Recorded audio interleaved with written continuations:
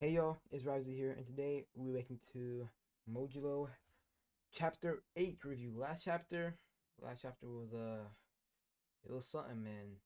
I ain't gonna lie, it was crazy. This chapter you're gonna see who shows up, what happened this chapter, into the video. So we're officially in a flashback. This is centered around Maru and Cross as they are kids back in Sumeria? Because at the end of the previous chapter, we saw Cross and Yuka having like this heated conversation about essentially humanity coexisting with the Sumerians. And Cross was being like real stubborn and Ross narrow-minded and thought he kind of could talking around the fact why he propose hates like humans Maru. or hates the fact that the Sumerians have to coexist with them. And Yuka was just killing him with kindness, essentially, trying to get to the bottom of why he feels the way that he does. And it seems like he's finally opening up here because this flashback is essentially just him telling this story to Yuka. So we're immediately finding out that Cross and Maru's parents were killed by the government of Sumeria. They resisted until the very end, only to be crushed into rubble of their home. And as his father died, he was clutching some rock that he thought was ordinary, but the way that he was holding it made it seem like it was super significant. And now he wonders if there was really Important something more to rock? that. So this rock is probably going to come back, and it's probably going to be A super rock. significant. Okay, what We're could also this mean? being introduced to this Oh. guy, Dora. He's kind of like the Gojo.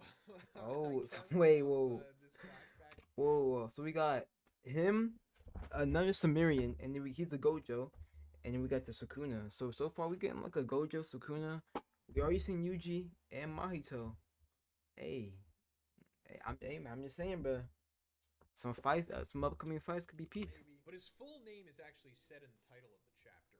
Dura Val Babidi Machika. And if you're thinking, whoa, Babidi, Babidi, that's like that Dragon Dragon Ball Ball. Z guy. But also, isn't the king of the Sumerians named Deborah, who is also from Dragon Ball Z and a part of that final DBZ arc Yep. villain clique? Yeah, I guess Gege is really calling these characters after Hey, Dragon Ball Z final arc villains. R.I.P. We find Akira. out that their parents have died. Cross and Maru are orphans now, and they're taken under the wing by this guy Dora. And the whole crux of this chapter, and I guess just the flashback in general, is Oh, that he Dora trained is him. trying to build this canal. He comes from the same tribe that Cross and Maru He's probably their come from, father which are figure. the Rumelians.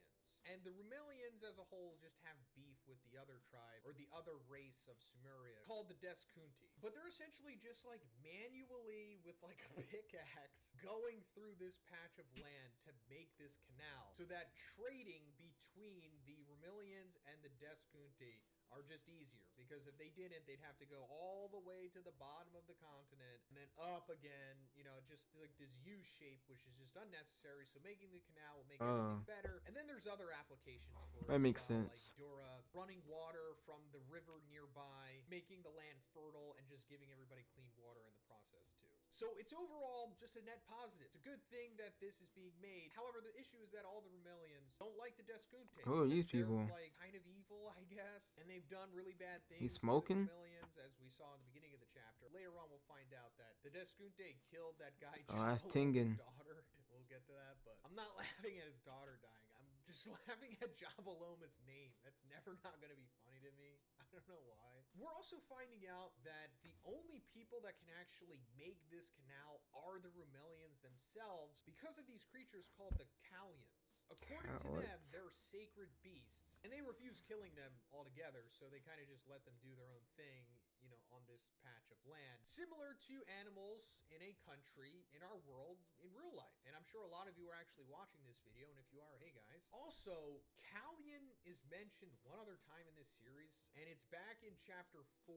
When Takeda, who is still under the guise of being a first grader, first summons his Shikigami, Tsurugi looks at it and he's like, a Shikigami guardian spirit, and then Maru responds with a Kallian. And at that time I thought, oh, is a Kallian like a cursed spirit of the Sumerian world? And it turns out, no, he just heard guardian spirit and associated with the Kallians, which don't appear to be cursed spirits. They just seem to be like straight up real, like mythical animals, I guess. I don't even know if they're mythical. They look like something from Princess Mononoke, but I don't know if they're like supernatural in any way. They're just referred to as beasts that are sacred. But as this chapter goes on, Dora is like bonding with Maru and Cross, explaining to them why the canal is important, because it can be used as a device to essentially bring peace. I wonder if we're gonna see. I wonder what the Gojo of this world, I guess. I don't know. I guess this is just is trying he to gonna show fight the like the Sukuna? bell curve of of Sumeria with this. You know, on both ends, we have like Maru and Dora, even though Maru doesn't really talk that much in this chapter. In the middle, we would have like Cross and the rest of the Rumelians, because all the other Rumelians are against this project. They're even sabotaging it multiple times in this chapter, but Dora's like, you know what, they just don't understand. Let them just do their thing, and we'll just keep doing our thing. Hey, also, guys, if you haven't already, please subscribe as well. This is mainly just for my That is Jujutsu true. Kaisen guys.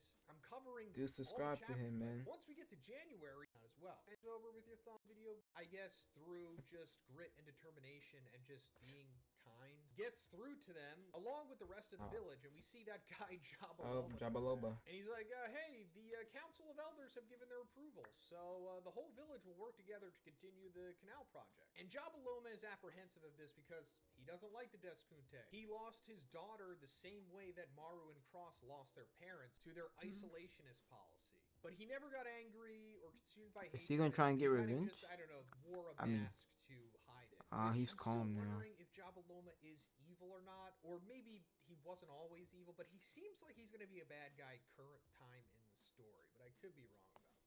And if he is, there's probably a reason why he's justified in feeling the way that he does, you know, especially because we're seeing what's happening with Cross. But once the canal is completed, we see this ship coming through, and I'm assuming this is the Deskunte because they look different than the Rumelians, and the big difference is that they kind of look like Black Clover characters, I guess, but they have horns, which Deborah has as well. So I guess that means that Deborah is a Deskunte, and that for sure means that he's evil, I guess, and he is going to do some bad things later. So on it could be Deborah versus Babadi. Are the baby faces and the Deskunte are the heels. I could be wrong about that. I don't want to be bigoted and say that all Deskunte are bad. Maybe there's some good in there, but it seems like maybe a lot of them aren't the best people. But anyway, long story short, the trading between the two races resumes and everything seems to be going well. Until we come to the end of the chapter and we find out that just one day, a Callian, you know, those sacred beasts that we were talking about, mauled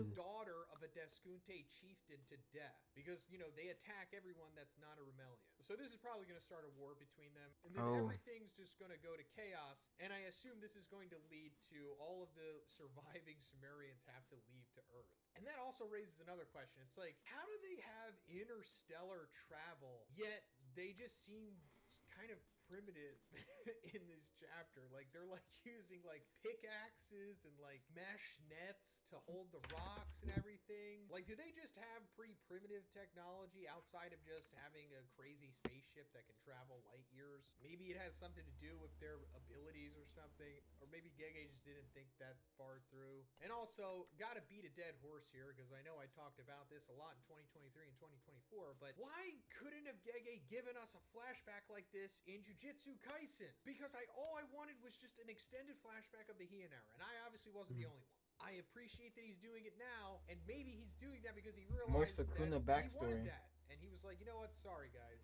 here, I'll give you the Sumerian flashback, even though we're only 8 chapters into the story, and you guys haven't really been begging for it the way that you wanted to see the Heian era, but, you know, I guess this is better than nothing. Maybe he's learning from his mistakes. I know a lot of you out there are, like, super hardcore Gege fans and apologists of his, and you'll just defend anything that he does, and that's fine. But I won't really ever get over that. We need a Heian era flashback. Hopefully they make, like, a movie out of that, even though that probably won't happen. Gojo and Yuji wouldn't be in it, so maybe nobody would buy tickets, but I would. But anyway, that's where the chapter ends, and this is just part 1 of the flashback. I mean, it's going to keep going further. I assume Dora is going to... I think a backstory on, earlier, if you got a backstory on Sukuna, bro, that would be good, man. I can't lie.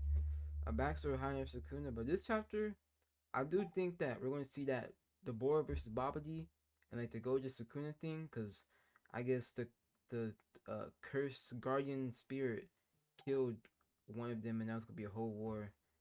And then the Sumerians got to retreat to Earth, and then that's where we're gonna be left off in the beginning of the chapter. If you enjoyed the video, don't forget to like and subscribe. I'm gonna see you on the next one. Peace.